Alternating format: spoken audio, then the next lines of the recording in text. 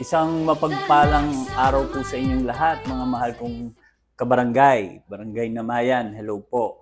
May bisita po tayo ngayon, our esteemed honored guest natin para at least pwede kayong matuto sa aming pag-uusapan at sa kanyang mga kasama sa ating Office of the Senior Citizens Affairs.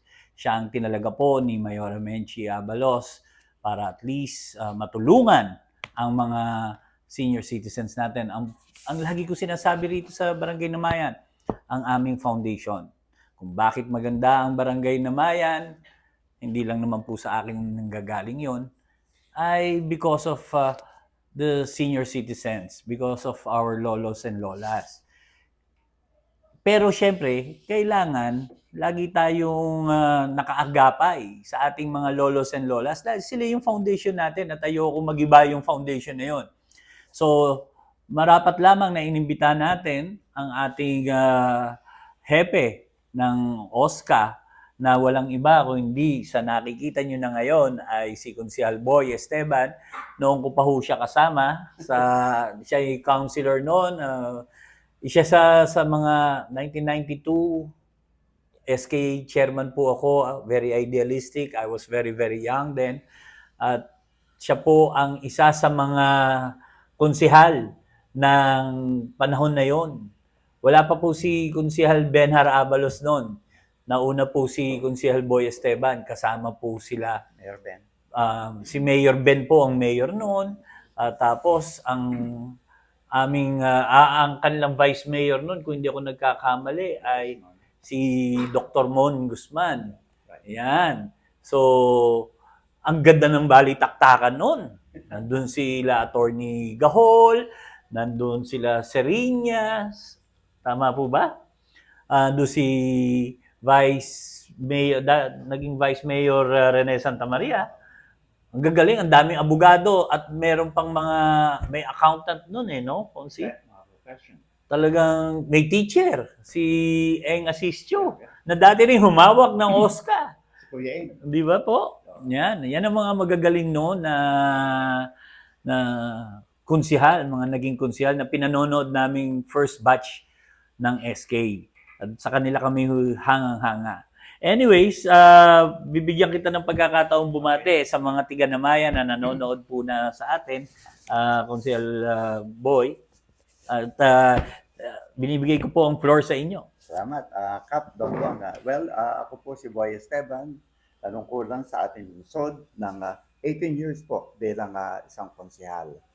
Ako po ay nakapaloob ako sa second council. Ang naging mayor noon ay si Mayor Ben. Kami po ay nagpapasalamat sa imbitasyon ng inyong butihing kapitan upang ang OSCA office po at kasama ko ang aming mga staff para mailahad sa inyo lahat ang mga benepisyong pwede nyo makuha sa OSCA bawat Mandileño na 60 years old and above. Marami ko pong i-discuss sa inyo yan, hihimayin ko at pagkatapos po ang bawat mula po sa ID, pagkuha ng ID, cash gift, lahat po yan ay mapapakinggan nyo. Kasama ko po ang mga staff na magpapaliwanag sa inyo. Thank you, Kap. Ayan. Pero bago tayo pumunta doon sa mga detalye at mga concerns about our senior citizens, kamustahin muna kita, Konsehal Boy? Yeah, okay. Kamusta ka muna po? Good. By God's blessing, okay naman, di ba? You're looking good also. Kasama lang katulad ng mga ibang kasama mo. Sila Kasi Ate Mila, po, sila Ate Baby. Sa mga senior citizen, paalala, everything in moderation. Ayan. Diba? Sa pagkain, sa alat, sa matamis, and always take your medicine, vitamins po. To be fit and able. Yan. Dati, ang challenges ni Konsehal Boy ay yung how to draft and to make an ordinance, a resolution. Actually, yung karamihan ng mga sinusunod natin ngayon sa city ng mga ordinansa, isa siya sa mga author nitong mga ordinansa to. Marami pong naging naisulat at naging ordinansa po sa ang aking katabi. Ano ngayon ang challenges mo bilang hepe ng Oscar. Parang ang ano, di ba? Parang sinasabi natin, nag-aaral pa rin kami. Learning does not stop, di ba? Mhm. Tuloy-tuloy yan.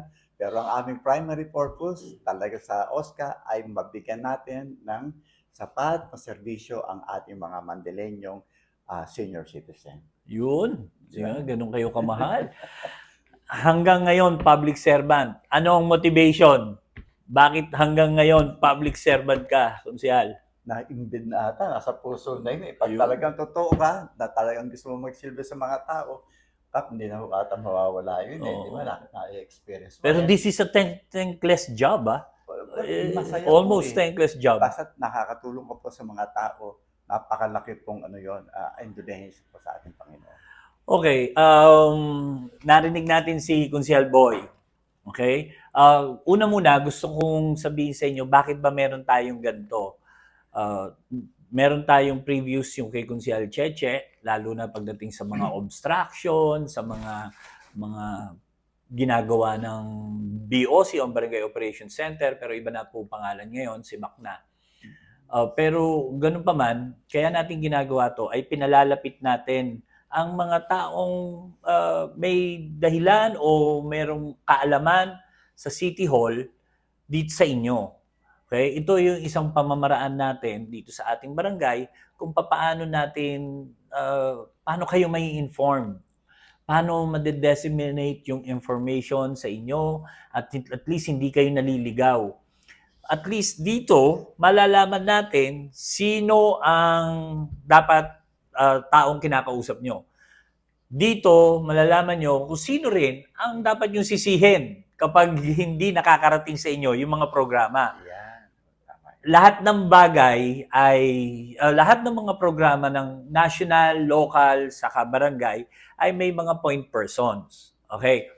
Merong talagang kahit anong gawin namin, kumain man kami ng apoy ni Kunsihal Boy, bumuga kami ng apoy, magsayaw kami sa harapan nyo, may mga galing talaga ng national at mga national talaga, ang national talaga ang magbababa sa inyo.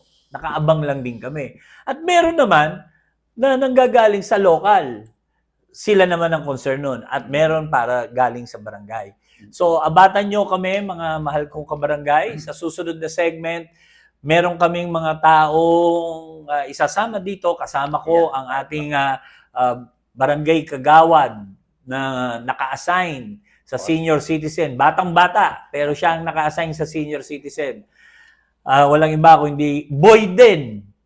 Ewan ko ba, bakit ang mga Pilipino nahilig sa salitang boy? No? So, ang daming boy, kaya may mga bansag tuloy yung mga boy. Ano bansag mo pala, Kunsihal? Kami pong magpipinsan, marami pong boy. Ako ho, Boy Itoy, kasi ang pangalan ho ng aking ama ay Itoy. Meron ho Boy Ina, kapatid ho yung Niting. Ang kanyang nanay ay si Chaina. Meron si Boy Tiago, ang tatay niya ay si Santiago, si ang aking puntiyo na si Tiago. Ganun po kami. Kaya para makilala kami, meron kaming, ano ba tawag doon? Parang merong nickname, bansang- parang palayaw, sinusunod sa palayaw May nyo. Boy Liit, may Boy Laki. Oo.